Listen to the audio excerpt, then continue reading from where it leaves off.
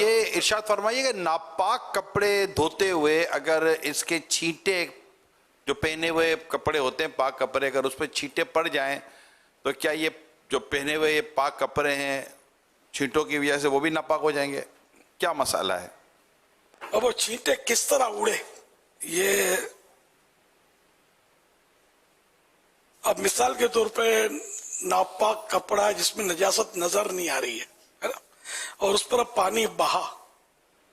پاک پانی اور اس میں ہم نجاست والا حصہ سمجھو مکس ہو رہا ہے لیکن یہ بہتا جا رہا رکا نہیں. اب یہ جو پانی کپڑے سے گر رہا ہے نا اگرچہ یہ ناپاک کپڑے والا ان کو بول چال میں تو کہہ رہے ہم لیکن یہ ایکچولی یہ پاک ہے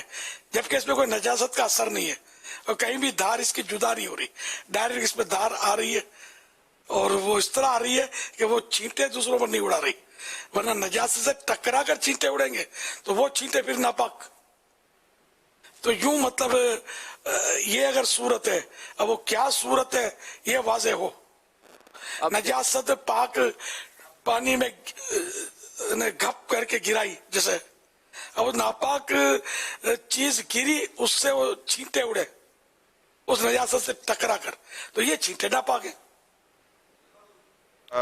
جیسے بالٹی میں کپڑا پڑا ہے اب یہ ہے کہ وہ پانی اس میں ڈال رہے ہیں اور جو ہے وہ بالٹی چھلکی نہیں ہے اب اس میں جو ناپاک کپڑا موجود اب جو بھی چھینٹ آئی چاہے اثر نظر آئے یا نہ آئے وہ ناپاک ہی ہے جبکہ یقینی ہے کپڑے ناپاک تھے. وہ تو ناپاک ہے جبکہ بہنا شروع نہیں ہوا ہے نا جی یا بالٹی کے پہننے میں کوئی ایسا سوراخ ہے نلکی لگی ہوئی جیسے آج کل وہ دھونے کے مشین جو آتے ہیں واشنگ مشین اس میں نلکیاں اب تو ہوتے ہیں تقریباً یا پتہ نہیں ہوتی ہیں نلکیاں تو اب وہ بہتا جا رہا ہے پانی اور اوپر سے آ رہا ہے تو اب یہ بھی مائع جاری ہو گیا بہتا پانی ہو گیا تو اس طرح اس میں وہ پانی جو بہ رہا ہے جبکہ اس میں نجاست کا اثر نہیں ہے نہ اس کا رنگ ہے نہ بو ہے نہ ذائقہ ہے نہ ٹیسٹ ہے تو اب یہ بھی پانی جو بہ رہا ہے وہ پاک ہے. شہزاد حضور کپڑا بھی اس طرح سر بعض اوقات یہ اس طرح کے سوالات جیسے کہ عموماً بچوں کے پیشاب کے کپڑے ہوتے ہیں تو جو ماں ہوتی ہے عورتیں ہوتی ہیں یہ بیسن پر کھڑے کھڑے یہ نلکے کے نیچے عموماً ان کے وہ دھو رہی ہوتی ہے نا ان کے جیسے کہ جو کپڑے ناپاک ہو جاتے ہیں پیشاب وغیرہ تو اب وہ مثال کے طور پر وہاں سے جیسے سوال آیا ہو کہ اب یہ ہم کپڑے دھو رہی تھیں اور بچے نے پیشاب کر دی تھی تو دھوتے دھوتے جو میرے کپڑوں پر بچے کے یہ جو دھوتے دھوتے پانی کے چھینٹے میرے کپڑے پہ گرے تو اب اس ماں کو آپ کیا مشورہ دیں گے؟ اب دیکھیں اس میں تو یہی ہے کہ چونکہ بچے کا جو بھی کپڑا ہوتا ہے کم از کم یہ تو سائز ہوگا اب اس سائز والے کو اتنا سا جو دھار آتی ہے اس سے پاک کرنا جو نا یہ تھوڑا مشکل ہے اور اس میں مسائل ہیں. البتہ جو چھینٹ اس سے جو گرے گی نا ٹچ ہو کر اس کو تم پاک ہی کہیں گے جب تک کوئی اثر نہ ہو مگر یہ کہ اس کو پاک کرنا بڑا مشکل کام ہے اس طرح نل کے نیچے. کیوں مفتی صاحب؟ حاجی عمران میں آپ کو ایک واقعہ سناؤں. لبیک. تو وہی کہ بالٹی یا یہ واشنگ مشین والا طریقہ ہی ٹھیک ہے. اس سال نہیں یہ دلچسپی اور معلوماتی بھی ہے اس سال نہیں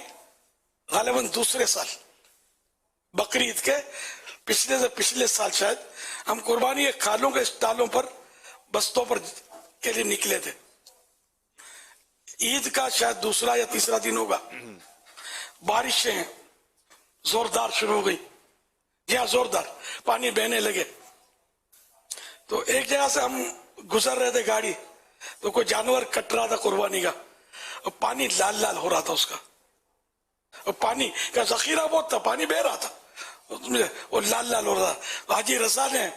کتنی پیاری بات کی تھی میں نے بولا یا اللہ میں نے شاید بولا تھا وہ پانی لال ہو رہا ہے اس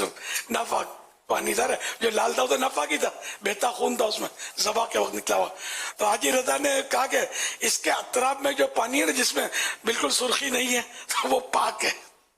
یہ اسی فارمولے کے تحت کہ یہ پانی اصل مائع جاری اس کو بولتے ہیں بہتا پانی ہے تو جس حصے میں اس بہتے پانی کے نجاست کا اثر تھا وہ حصہ پاک اس کے بالکل برابر والا پانی جو پہلے اس سے ملا ہوا ہے وہ پاک ہے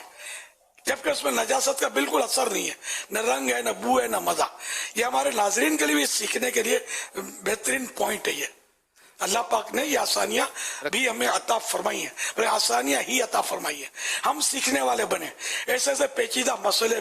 میتھ کے اور پتہ نہیں سائنس کے، اتنے پیچیدہ مسائل لوگ ہوتے ہیں خوشی خوشی اس کو حل کر رہے ہوتے، کچھ نہیں بولتے. اور جب ہم شریعت کا مسئلہ بولتے ہیں، یار یہ بہت مشکل ہے، یار یہ بہت مشکل ہے، اور جس دن آپ کو تنخواہ دیں گے نا ہم، یہ آپ کو آسان ہو جائے گا. یہ جو سونے کا نوالا دکھائیں گے نا آپ کو کہ یہ سب یاد کر لو تو یہ آپ کو اتنی تنخواہ ملے گی، اور یار یہ تو بہت آسان ہے. تو خالی نفس ہی کی بات ماننی ہے یا کوئی آخرت کے لیے کرنا ہے یار؟ نہیں، واقعی ہمارا نفس بہت شرارتی ہے. دنیا کے ایک سے ایک پیچیدہ مسائل یہ ہم کو مشکل نہیں لگتے جس میں پیسے ملتے ہوں اور کمائی ہوتی ہو، اور جس میں مطلب ثواب ملتا ہو تو ہم کو لگتا ہے یار یہ تو بہت مشکل ہے یار، سردی بہت ہے، اور وضو کیسے کا